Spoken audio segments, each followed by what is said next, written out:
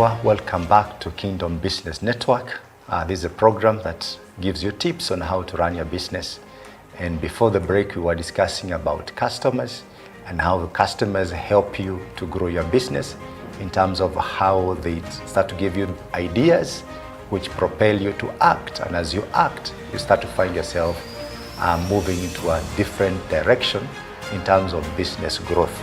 And Michael, there's something you're explaining about how customers start to give you some needs and how you start to act on those needs and how that starts to grow your business. Yeah, no, because your business is supposed to be established to provide a solution to a certain problem in the market. And so when the customers come to you requesting for needs for solutions to be provided, then you are delighted to provide those solutions to them, because that is the reason why your business exists. Yeah, and it doesn't matter where those clients are located, whether they are within the environment that you started with or within reach geographically, or whether they are away from your geographical reach, then the business should delight itself in providing those solutions to the clients. You talked about selling more to a customer. Yes. And the importance of doing that. Yes. Maybe you can explain to the viewer more about that. Yeah, there is a way that you can be able to grow your business by selling more to the client. And there is what we would call rage selling. That's what is called rage selling. That is when you are expanding the products that you are selling to a client within the same application area. For instance, if I can talk about cleaning and hygiene products to a kitchen, maybe you are selling, or the supplier is selling, general purpose cleaners for the floors or dishwashers for cleaning the utensils. There is also an opportunity within the same kitchen of selling distainers for the utensils. In the same kitchen, there is an oven that needs to be cleaned. In the same kitchen, there is a drainage that needs to be unblocked. And so when you add on the drainage cleaner, you add on the utensils distainer, you add on the oven cleaner, then that is rage selling, and that boosts your revenues to the client. And there are enormous benefits in doing this. And at the same time, you can move on from the kitchen and realize when you are going to the kitchen, there is also a room within the hotel environment that needs to be cleaned, or there is a laundry. You can provide chemicals for cleaning clothes. And so that boosts the amount of revenue that you're getting from that client, and the profit that you get from that client is boosted. Yeah. Another example, which is much more closer home to some of you, is if you go to a salon, like us men, when you go to a kinyozi, and you're going there to have your hair cut. Yeah. Many years ago, they would just simply cut your hair, and those days we had what we call kinyozi wa steamer. I don't know whether they were nyuring the steamer or they were nyuring the head. I'm not sure.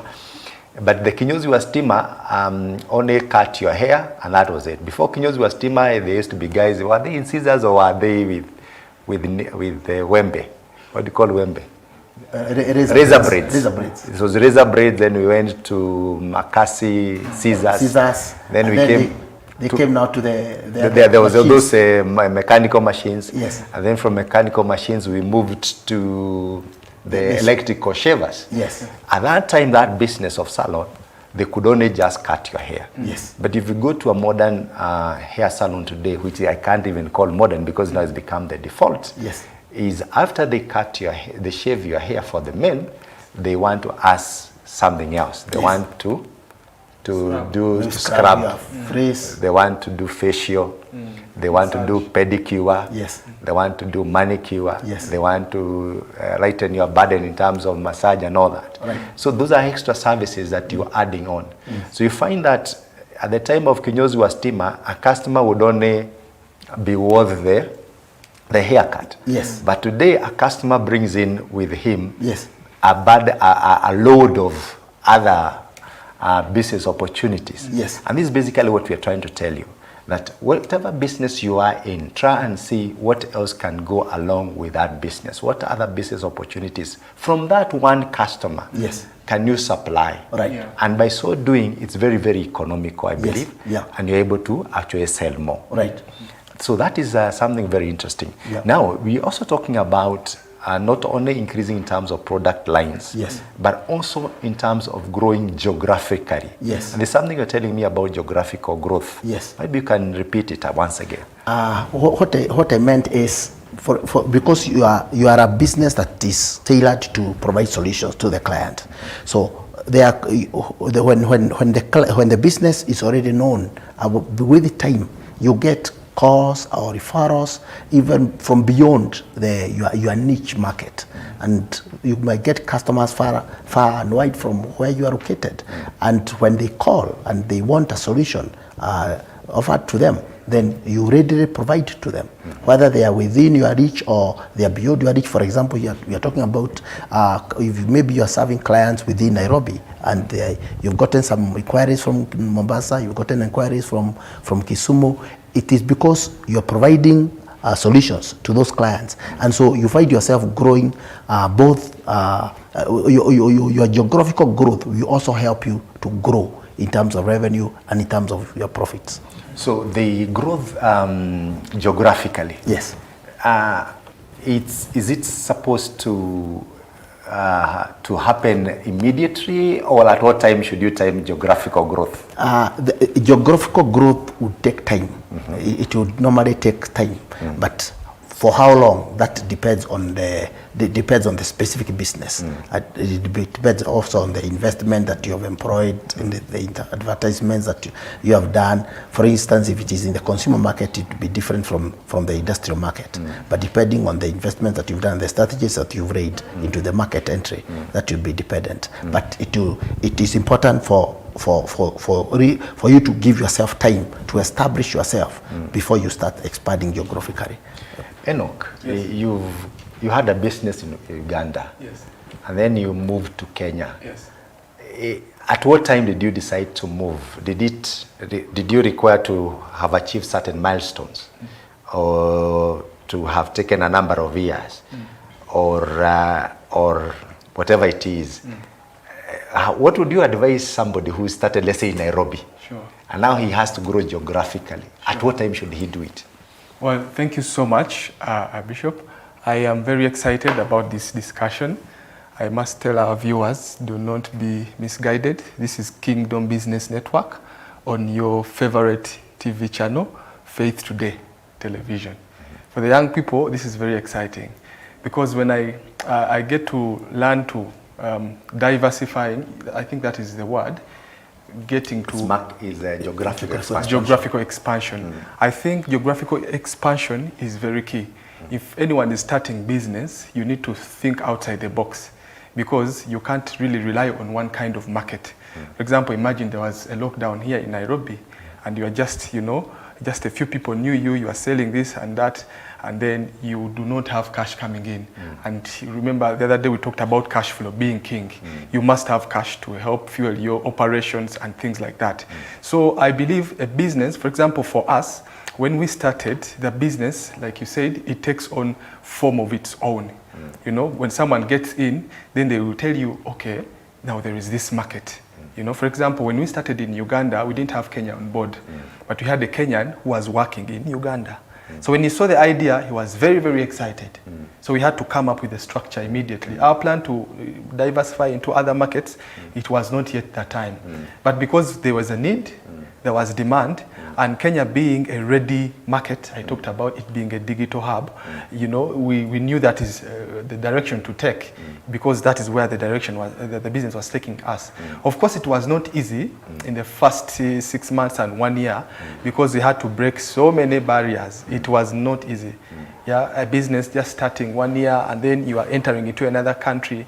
So I believe that, of course now it is getting form. I believe that as people who are starting in business, you need to be aware, you need to be ready, give room for if there is any opportunity to expand into another geographical area, you'll be ready to get in. because you can't be comfortable with the market you have. Yeah, you have to be open-minded. If there is demand for maybe Muranga, to supply Muranga, you must be willing, be like agile, be flexible in case. Flexibility. Yeah.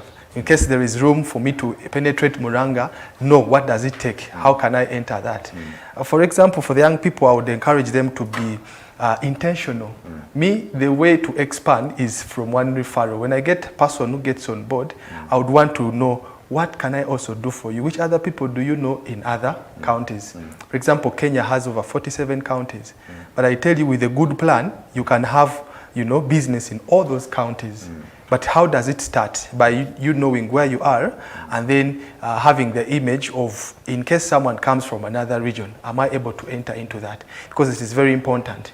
Cash flow is king. You're the one who taught me that. Yes. Cash flow is king.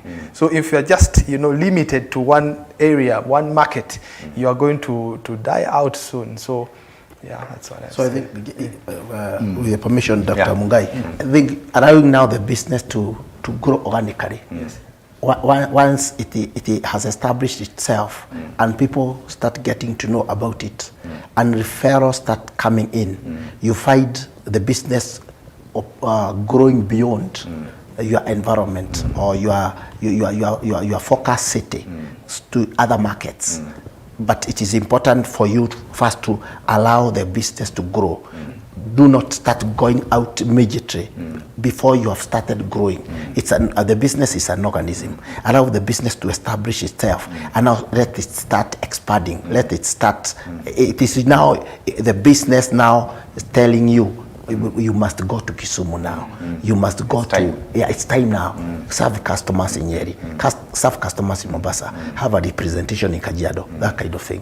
What I hear from this discussion is that initially the business needs to be located in a particular space. Yes. If it's Nairobi, locate it in Nairobi. Yes. And there's advantages of locating it near where you are. Yes. Number one, you'll easily be able to supervise it. Yes. You'll be able to give attention to it because when a business is young, it requires a lot of your time. Right. It also has got its own economies in terms of, let's say, even transport cost, delivery cost, delivery of materials, the cost of that. Yes. And even for the workers, you're able to manage the cost because you're all around a particular place. Right.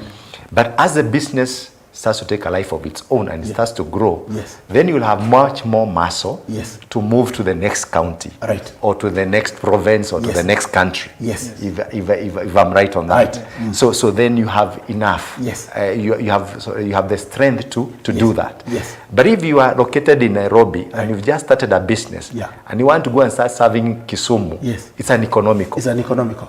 And it has a lot of challenges also. True. And then you've also not even learned the business. No. And now you're talking of going to Kisumu or going to Mombasa. First of all, even biblically, Jesus told the disciples to do what? To preach where? In Jerusalem. In Jerusalem. Then after Jerusalem? In Judea. Then after Judea? Samaria. Exactly. So the business also takes the same format. Yes. That it's easier for you to preach first in Jerusalem. Right.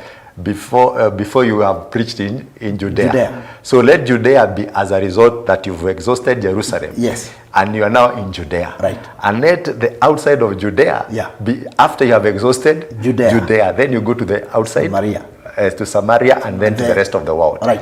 So this is very, very important for business. And it becomes a trick because you'll get a customer who is coming from all over the place, or somebody comes and tells you, oh, go to that particular culture, and then you're jumping all over the place. Right. But if you're able to do it, go ahead. But more often than not, it's easier for you to, first of all, localize your business where you're able to manage it, to give it all the attention, to exploit the economies of scale, to keep your costs down, to monitor your business. And then from there, you start to expand. Yes. So let's come to the next discussion.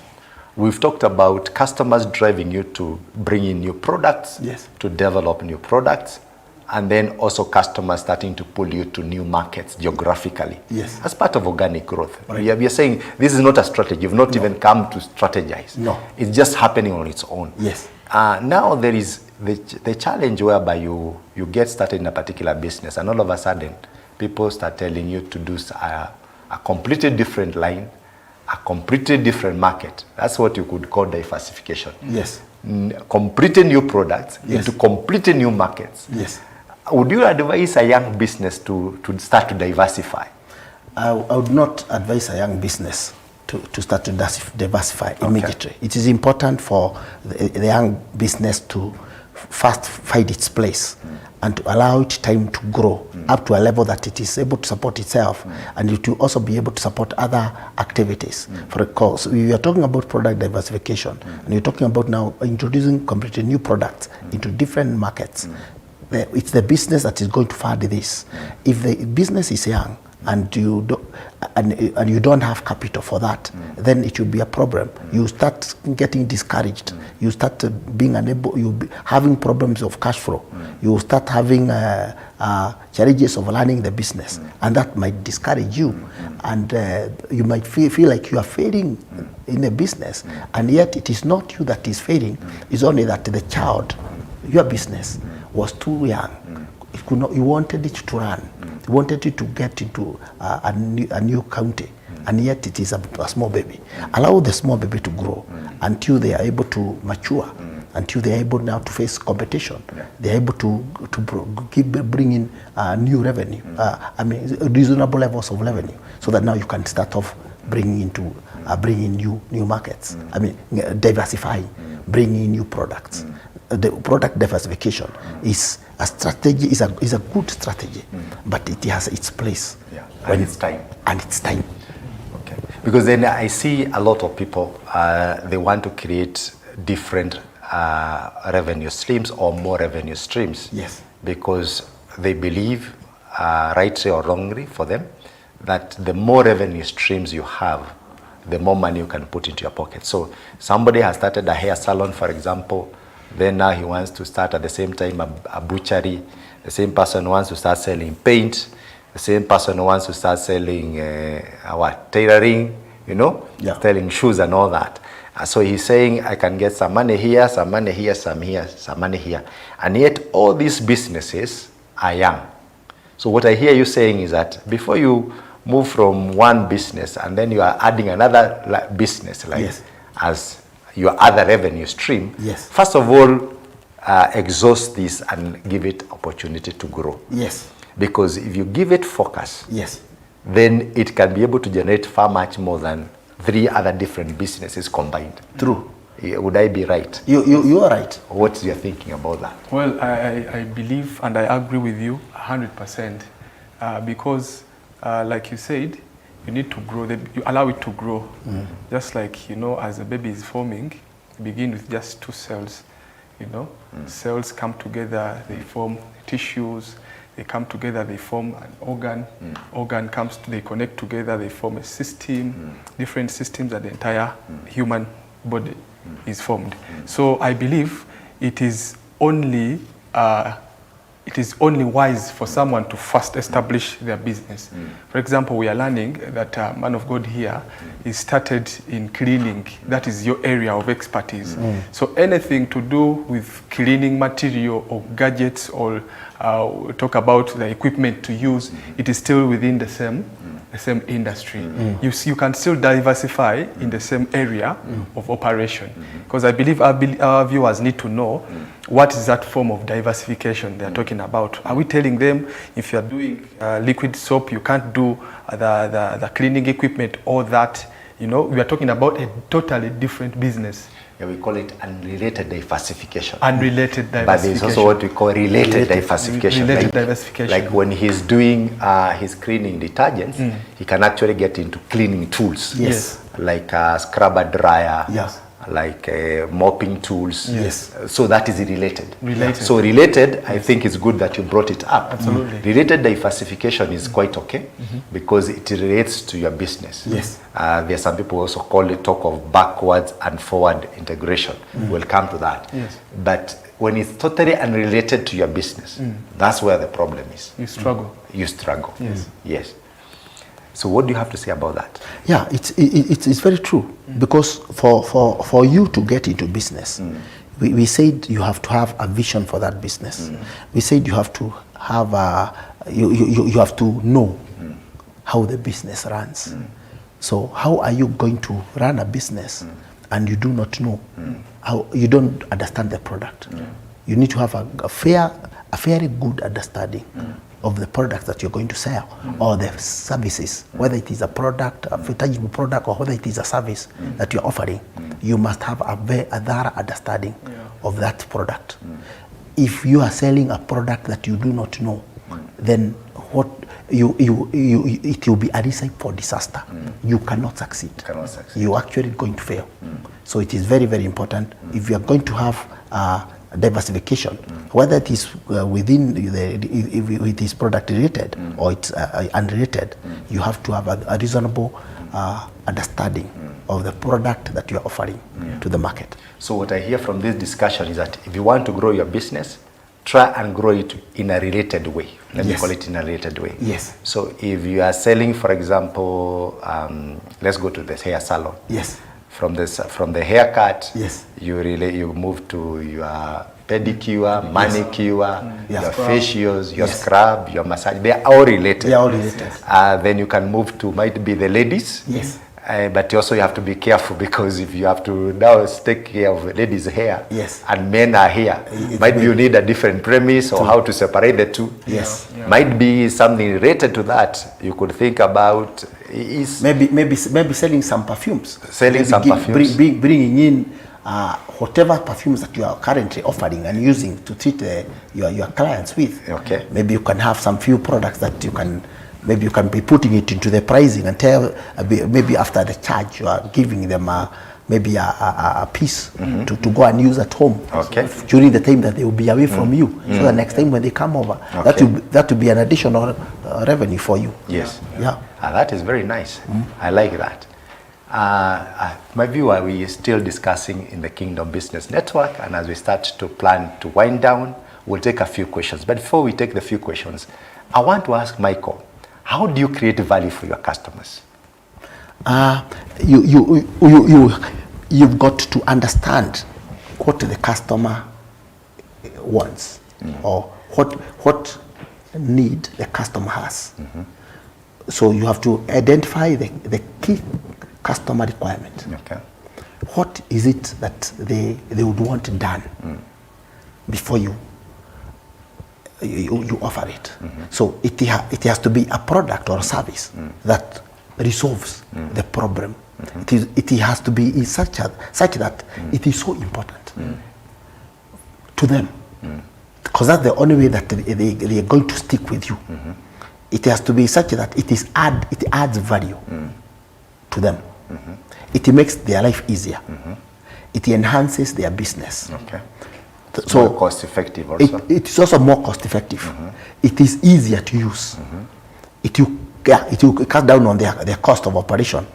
For instance, if it is, say, around me, because I'm in the cleaning industry, for instance, if you are giving them a product for cleaning, then let this product be a cost-effective product in terms of usage. The amount of water that they're going to use in rinsing it off, it must be reasonable. It must take a shorter time. It must do the result. It must do the job it's supposed to do. So it must remove the soil or the dirt on the surface or on their clothing within a reasonable time. It must also be cost-effective. In that way, then it will be variable to the client. To the client. Yes. Thank you very much, Michael. I'll take a few questions, and might be you will help the viewer here. There's a viewer who is saying, "Hi, this is very enlightening. Can you advise on the best way to market a new product or business?" Maybe you can give a few tips. To market a new product or business, first and foremost, it's important to understand what the target clientele is. That is critical, because out of understanding what your target clientele is, then that will help you work backwards and see how you can be able to reach them. Are you going to do it on a one-to-one? Are you going to use it through the electronic media? Are you going to use it through the audio media? Are you going to use it through flyers and handbills? Are you going to do direct marketing campaigns? How are you going to reach them? Are you going to go house to house to reach your clients? Are you going to have road shows for that purpose? But it's very, very important for you to understand. This is the product I have. Who do I target? For instance, it may be in an estate within your neighborhood, and you want to establish, say, a hair salon. You are targeting ladies when they are coming home. So where are you going to position that salon? How are you going to attract them? So what means of communication are you going to employ? What target group are you targeting? Are you targeting our mothers? Are you targeting our young ladies? Are you targeting the teens? So which you need to work out the demographics of your target market. So, and that will help you know how you are going to reach your target market. So what I hear Michael saying is that you start with segmentation. Yes. And segmentation is whereby you come up with what are the different groups that are in the market you are in. Yes. Is it men? Is it women? Is it children? Yeah. Is it people who are salaried? Is it people who are in school? Yeah. Who are you selling your product to? Yes. So once you start to understand who you're selling to, then you pick a segment. Yes. That is big. Yeah. You can service. Yes. Sizable, right? Is lucrative. It can give you enough money. Yes. So then you ask yourself, how do you reach that group? For example, if you look at your business, you say yes, the older men are buying. For example, if you do age segmentation, and then young people are buying, women are buying, and all that. And then you look at all these different groups, and you realize that the sizable majority, and I'm just giving an example, is the young people. Yes. I might be able to see they form about 60% in terms of value and all that. Right. Then you could say, I want to target those young people. Yes. Then the next question you ask yourself, where do you find the young people? Yes. And you might find that most of the young people are found in Instagram, on Facebook, on social media. Yes. Then you can do adverts or do promotions on those platforms, because that's where your target group is. But I see a lot of people failing in marketing because they are marketing to everybody. That's what you call mass market. And if you do mass market, you need to understand marketing comes with a cost. If you do an advert in any media, it will cost you. Yes. But the question is, if that advert reaching your target market. You know, and this is the biggest question that you need to ask yourself, because every marketing shilling has to be accounted for. Yes. So when you narrow down by targeting, knowing who is your target market, then you'll be able to spend your money to a specific market, and it's going to give you a bigger return. Right. Is that what you're saying? Yes, that's what I'm saying. Okay. So there's a second question here, and somebody is saying, I started a business and I got discouraged. When I see my competitors accomplishing more, how do I use the competition for my benefit? How you need to study what competition is doing that you are not able to do. You need to think outside the box and see how can you improve on what they are doing, so that you can give your clients a better offering. Because here you are, the competition outwitted you. The competition maybe offered better products, or the competition may be communicated in a better way. I do not know. But because you are willing to learn, which is very good, you are willing to learn from competition. Learn what competition is doing. That you could not do yourself, and see how can you improve this, and go deeper into what else can you do beyond what competition is offering. It's good to learn from competition. There may be things that they are doing that you can learn from, that you are not doing yourself, but also prepare yourself, and beyond competition, offer more to your client. Yeah. I like that.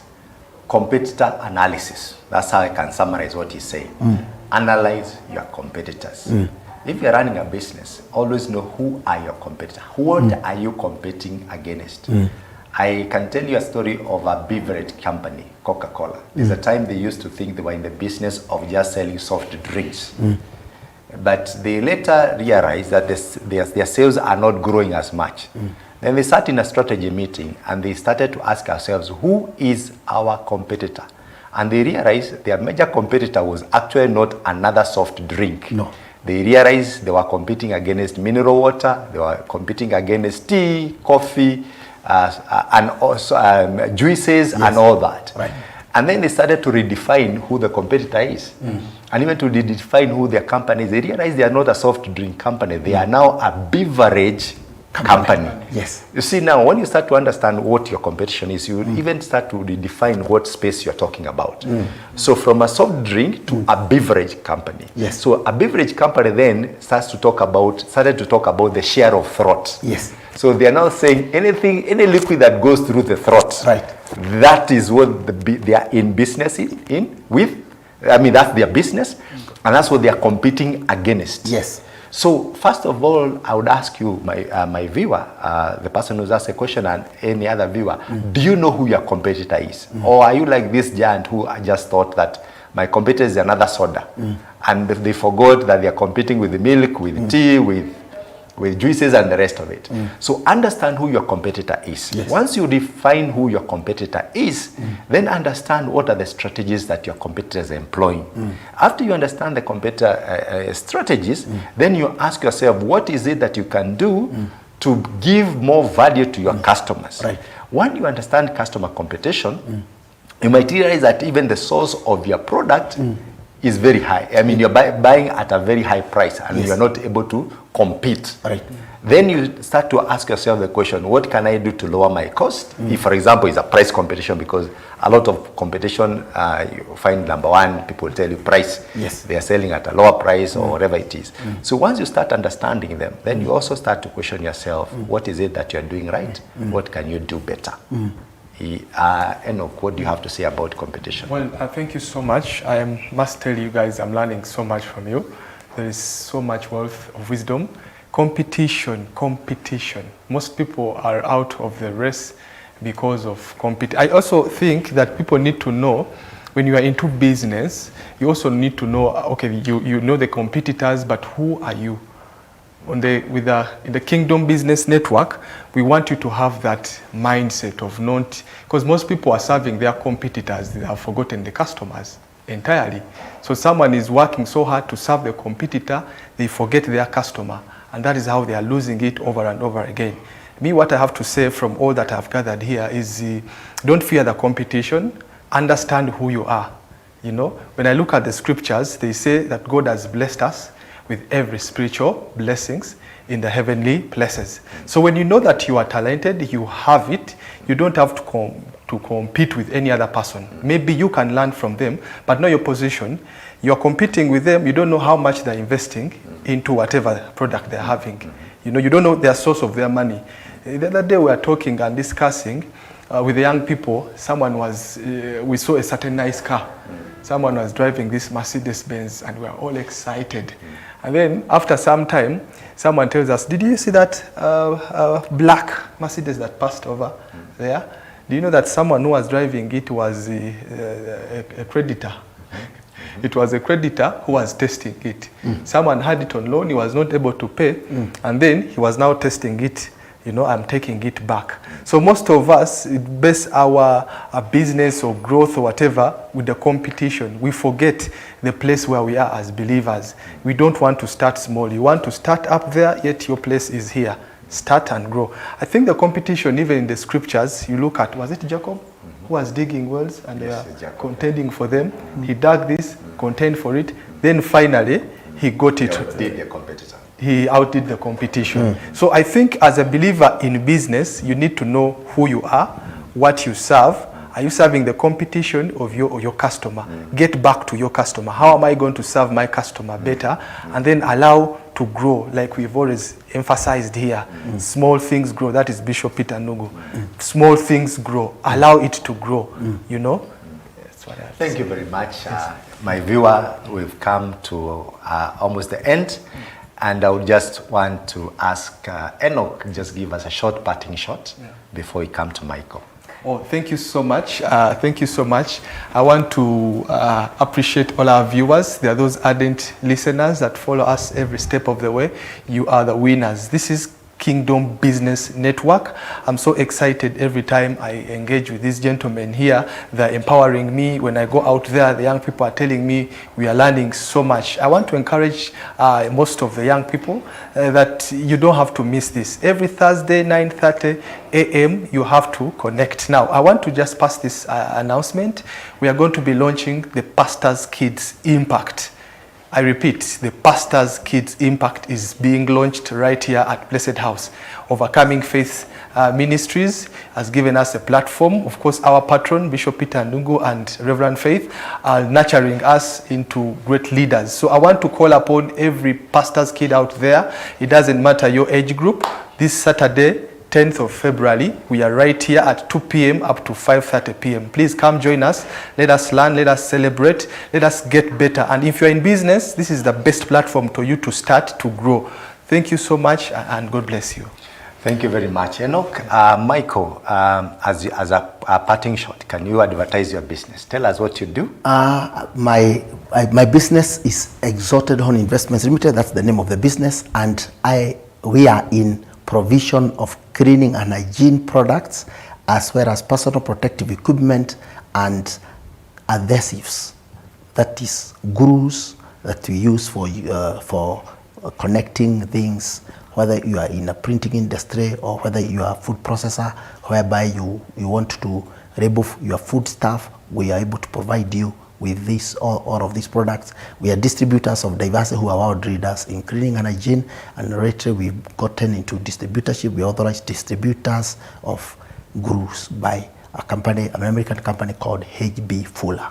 So if you have got a dream that is in your heart, this is the time to start your business.